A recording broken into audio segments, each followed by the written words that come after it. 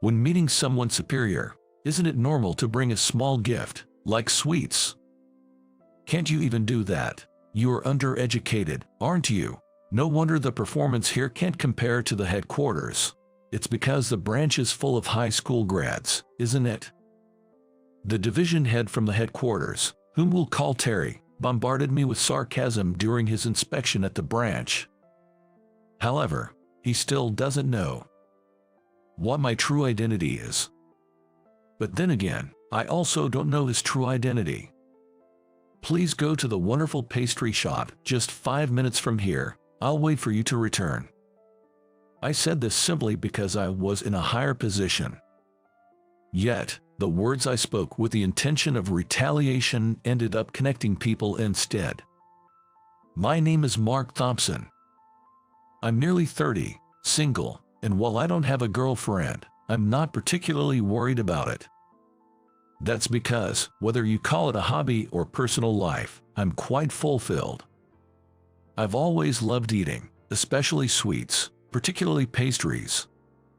From strawberry sponge cakes to cream puffs, from chocolate gateau to tiramisu, cheesecakes, panna cotta, madeleines, scones. The list of cakes and baked goods I love is endless.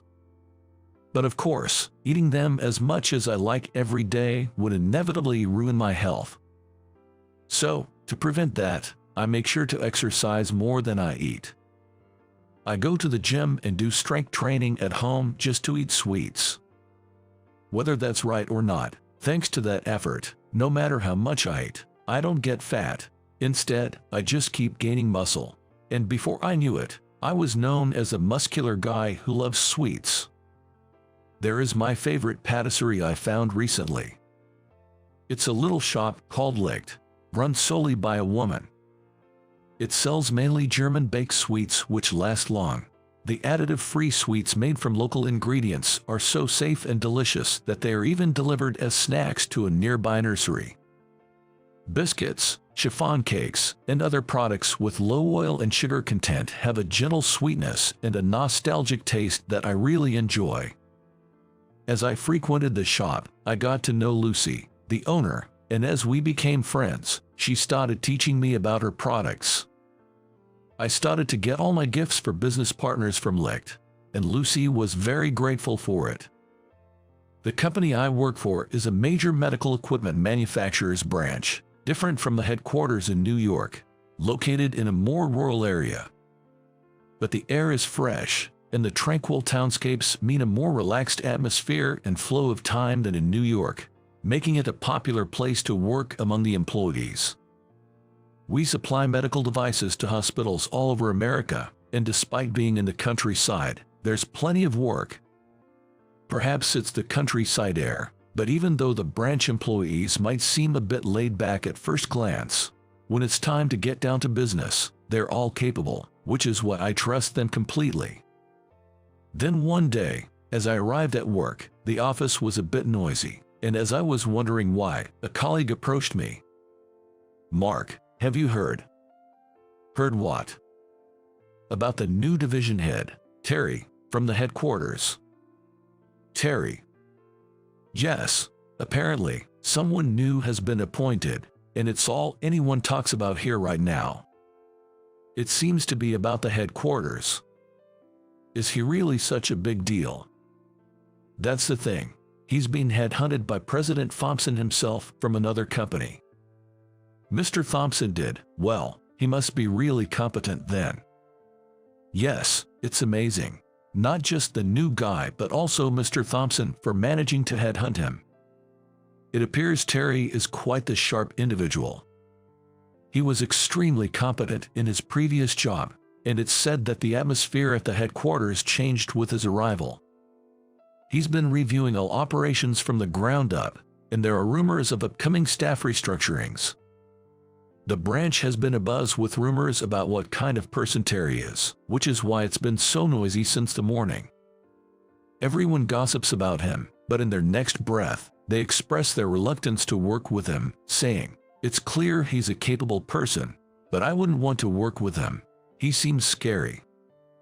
Well, It's understandable that the employees might feel uneasy about changes in the workflow and restructuring, even if such efficiency improvements are beneficial for the company. But despite my colleagues' hopes, one day we received an internal email announcing that Terry would be coming to inspect the branch. An inspection means someone will have to act as a guide, right? I really don't want to do it. He seems strict and likely to bombard us with questions. I'd rather not be the guide either. Same here, I'd prefer to avoid it if possible. When employees from the headquarters come for an inspection, there must always be someone assigned as a guide. However, after hearing the rumors, everyone was reluctant to guide Terry. I'll take on the role of the guide. Really, Mark, are you sure? Yes, someone has to do it anyway, and it seems like everyone else would rather not. But it's fine, it's just guiding. Everyone looked at me as if I was a savior, which made me smile a bit. To begin with, I should prepare some coffee and sweets for the day of the inspection. With that thought, I headed to Licht after work. Hello. Oh, welcome. As I entered the store, it seemed like Lucy was wearing a somewhat downcast expression. Despite usually having a bright and beautiful smile, today it seemed clouded. In her hand was something that looked like an old photo, and the moment she noticed me, she hurriedly tucked it into her pocket. Is something troubling you? If you're okay with it, I can listen, but if you'd rather not talk about it, that's totally fine. After saying that, I regretted asking such an intrusive question. Everyone has things they don't want to talk about or be asked about. The fact that she had the photo earlier was proof of that. Maybe I shouldn't ask after all. Just as I was about to speak again, Lucy shared with a sorrowful look, actually, it's almost my brother's birthday. Your brother? Yes, though it's been over 10 years, almost 20 years now since we've seen each other. I see. My parents used to run a store called Licht, just like this one, in a different place. My brother and I grew up surrounded by cakes and baked goods from a young age. Our daily snacks were usually the unsold cakes, so much so that we got tired of eating them. That's amazing. It's a dream environment for someone who loves sweets. You might not like me saying this, but I'm quite envious. To think that she could eat cake every day, even if they were unsold items, is unimaginable to me. In my family, cakes were a special treat reserved only for birthdays and Christmas. All my friends used to say the same thing, but because I ate them every day, I never felt anything special about having a whole cake on birthdays or Christmas. I often said I didn't want to eat cake anymore. Is that so? Yes, but when I was in elementary school, my parents passed away in an accident. What?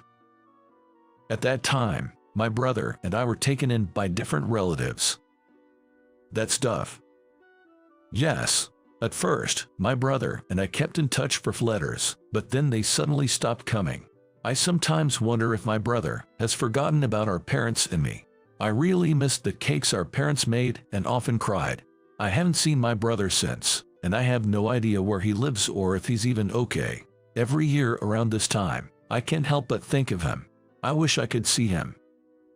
Lucy shared her painful story with tears in her eyes. I made her cry by asking. Finding the right words was difficult. The photo earlier was of your brother, wasn't it? Yes, it was. I'm sorry for such a heavy story. It's unpleasant, isn't it?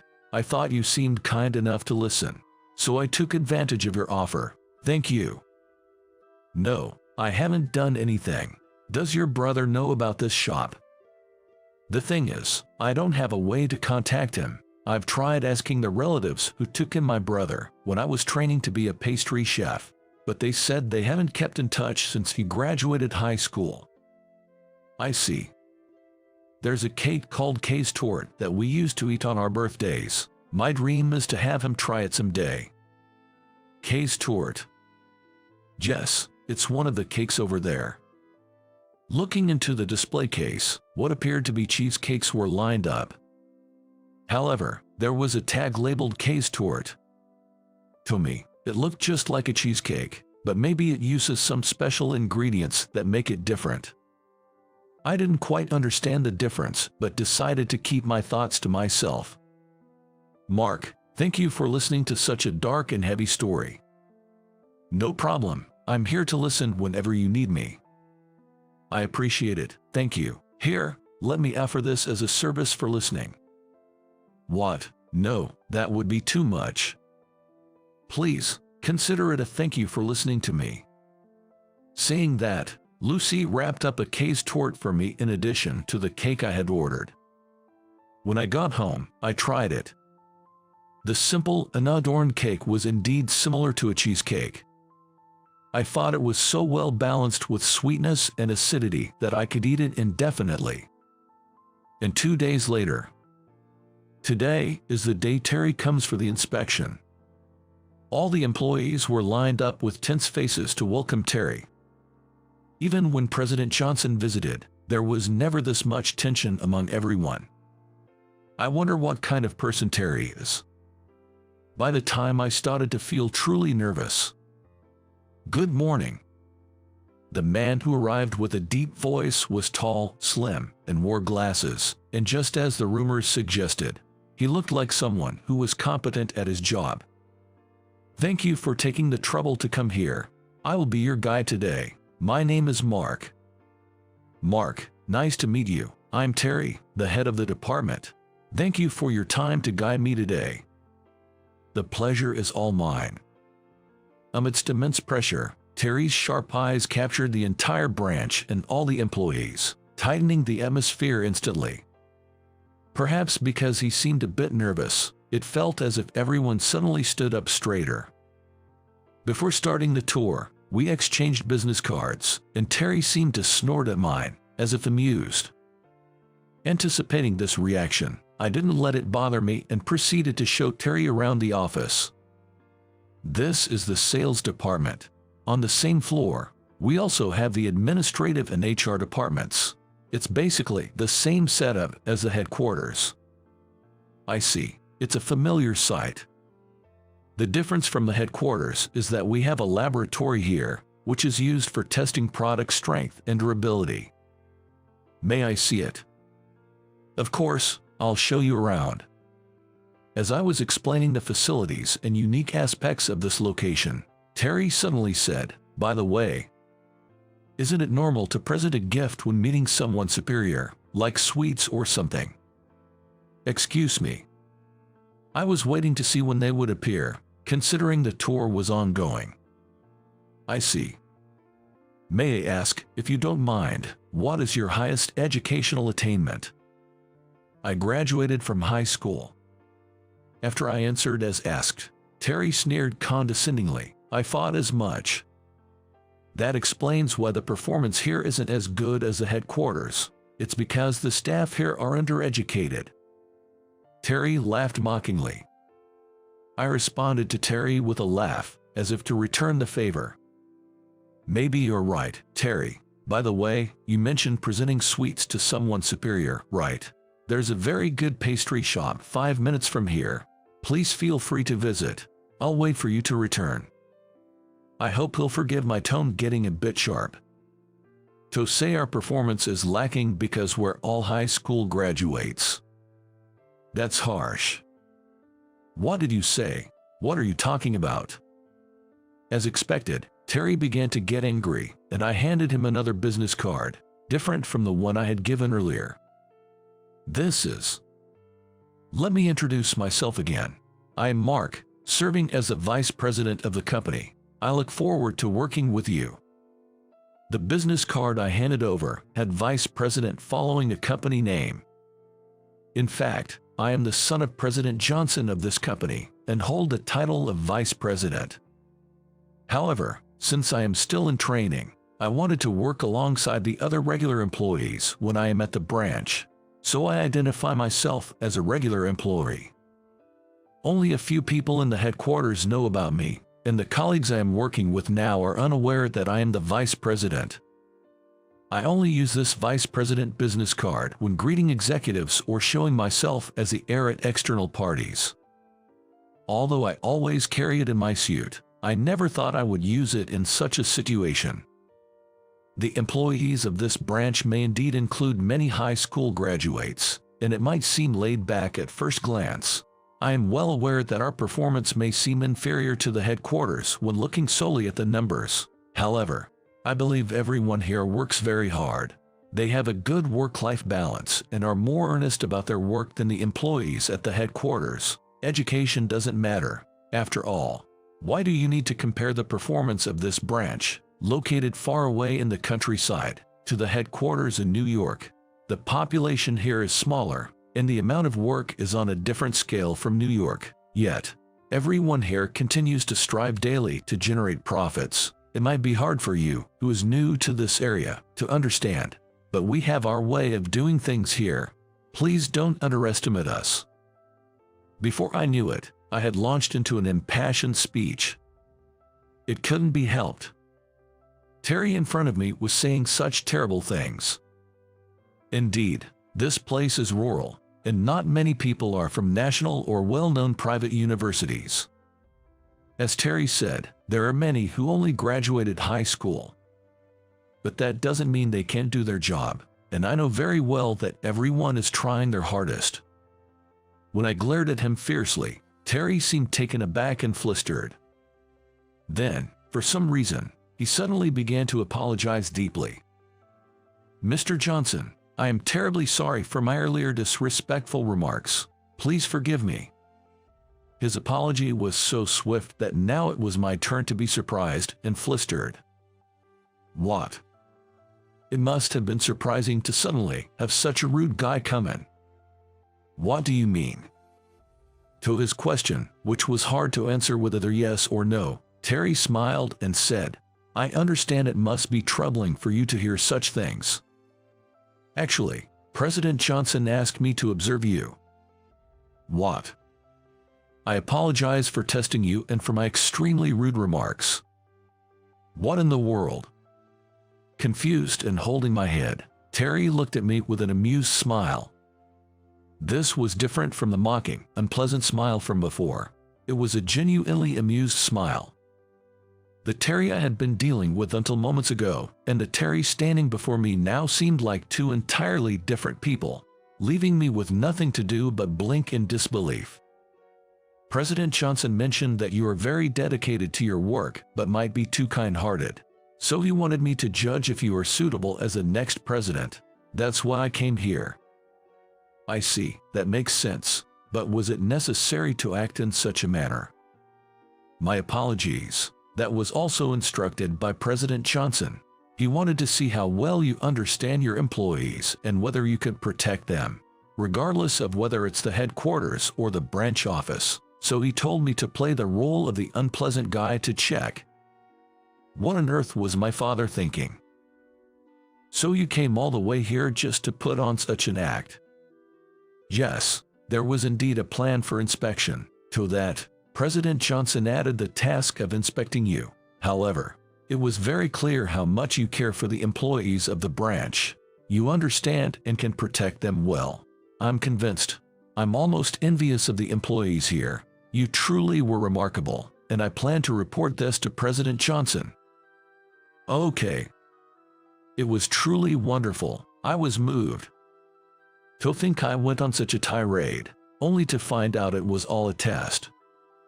The embarrassment is beyond words. Feeling as if my face was about to burst into flames from embarrassment, I turned away from Terry, saying, "Please, give me a moment to gather my thoughts." Terry agreed with a laugh, saying, "Yes, of course," which only made my cheeks burn even more. Just then, my cell phone rang. I excused myself to check the screen, and seeing it was my father's name, I answered in a hurry. The prank was a huge success, he exclaimed with a loud laugh, leaving me speechless. "Dad, how about it? Were you surprised? Terry's acting was perfect, wasn't it? I knew he'd be good at this." Ha ha ha. I was ashamed enough to wish I could just disappear. This must be the perfect situation for such a phrase. I never wanted to know, even over the phone, that my father was laughing about a successful prank. As I sighed heavily, Terry took my cell phone, saying, "Excuse me, Mr. Johnson," and began to speak with my father. "Mr. Johnson, your son is a truly admirable person." I was moved. With him in charge, I believe our company's future is secure. After conveying just that, Terry handed back my cell phone. As I put it to my ear again, I heard my father laughing, saying, "It's good to hear that Terry approves of you." At that moment, all I could do was collapse to my knees. After hanging up with my father and regaining my composure, I realized I might have caused the most trouble for Terry and apologized, saying, "I'm sorry for my father's behavior." But Terry, with a smile, forgave me, saying, "No, I also enjoyed it." Regaining my spirits, we moved to the reception room, where I served the case tort I bought from Licht. Lucy had given it to me as a service, and I liked it so much that I bought it for today's tea time. Terry's eyes widened at the sight of it, and he murmured, "Case tort." While I found it curious that he could distinguish it wasn't a cheesecake but a case tort, I explained, "I bought it from a pastry shop about 5 minutes away. It's really delicious, and I'm quite fond of it." "Is that so? I used to love case tort back in the day, but I hadn't had it for a long time, so I'm delighted. Could I possibly get the name of the shop?" "Yes, it's called Licht." When I showed him the shop's website on my tablet, Terry's eyes widened in surprise. Then, after hesitantly taking a bite and slowly swallowing it, he pleaded, "Mr. Johnson, I know it's presumptuous of me to ask, but could you take me to the shop where you bought this?" He pleaded earnestly. Seeing how desperate he looked, I was reminded of a story Lucy told me the other day. Could it be? With that faint hope, I nodded to Terry. We then left the reception room and headed towards Licht. During the short journey, Terry kept apologizing for taking me away from work, but I asked him to stop because I was hoping that my faint expectation would turn out to be true. And then we arrived at the shop. Looking at the sign with the shop's name, Terry had an indescribable expression on his face. "Hello." "Oh, Mark, welcome. Are you first time here?"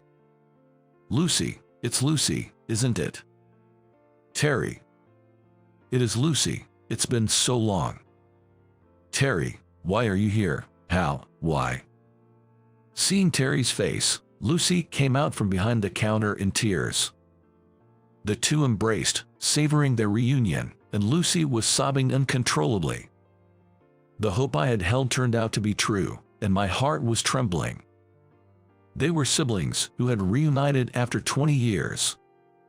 "Terry, what are you doing now? Where do you live now?" I called Ann's place, but she said she didn't know anymore. "Actually, I'm working at a company in New York now. I'm here on a branch inspection, and Mr. Thompson introduced me to this shop's cheesecake. I insisted on coming here because I was sure the taste was yours." "Is that so? What about before? I was worried something had happened to you because the letters suddenly stopped." "Yeah, I'm sorry. There was a lot going on, and I couldn't even think about writing letters." Terry began to reminisce about the past, speaking in bits and pieces. "The aunt's house I was taken to was very strict. They welcomed me because they had no children, but the pressure was immense. I was expected to get good grades, attend a good high school, a good university, and repay their kindness by landing a good job. Of course, I intended to do so without being told, but the pressure was so overwhelming, I'm surprised I didn't rebel." "I see. Yeah, so I was desperate to improve my grades and pay them back, and I lost the luxury of writing letters to you. I'm really sorry for worrying you." "It's okay, as long as you're healthy, that's all that matters to me. Thank you for coming to see me." "Me too. Thank you for keeping Dad and Mom's shop going." The two continued to rejoice in their reunion. Now, they could meet whenever they wanted. Seeing them smile, I was on the verge of tears. It seems the cheesecake Lucy made was a recreation of the taste their parents used to make. I never thought I'd be able to eat your case tort, but you managed to recreate that taste without a recipe. I remade it over and over until it finally resembled the original. It's the taste of our memories, after all. I didn't want to lose it. I always believed that one day you'd eat it and tell me it's delicious. That's all I ever thought about. Hearing that, I couldn't hold back my tears and cried. I'm so glad. Really, I'm so happy. Hey, why are you crying? I'm just moved. That's what we're worried about, you being too kind. You'd cry too, right? You're such an emotional person. Even though I might have dampened the touching moment of the siblings' reunion, I was truly happy they could meet safely. After a while. Hello. Mark, welcome. You're early today. Ever since Terry came, the efficiency of our work has improved, and I've been able to leave right on time.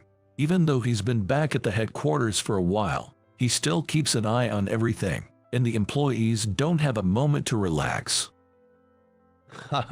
That's so like a brother. Terry had returned to the headquarters, and I continued to visit Lucy's shop as usual. By the way, I've always been curious, what does Licht stand for? It seems to mean light in German. My brother named it. Terry did. Yes. When our parents were thinking about what to name the shop, my brother suggested, let's name it something starting from L like Lucy. Is that so? Yes.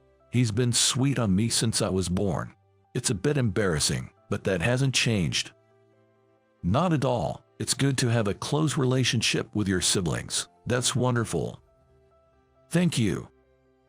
Now, they regularly keep in touch, and Terry occasionally visits, making up for the lost time and maintaining a close sibling bond. It's all thanks to you, Mark, that I could reunite with my brother. I hadn't had the chance to properly thank you. I truly appreciate it.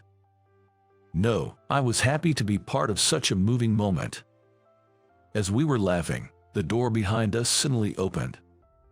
Terry. Hi, Lucy. Mr. Johnson, how are you? Terry, thank you for your hard work. It's been a while. It was Terry who had come, taking a half-day off just to visit. We exchanged pleasant greetings, but Terry couldn't help making a snide remark. Anyway, every time I come to see Lucy, you seem to be here. No offense, but do you have some free time? Maybe you should head back to the headquarters. But knowing he was joking, I played along. I was intending to do just that, but unfortunately, my father still sees me as green and told me not to come back yet. It's you who should consider transferring to the branch if you're taking half days off just to visit your sister.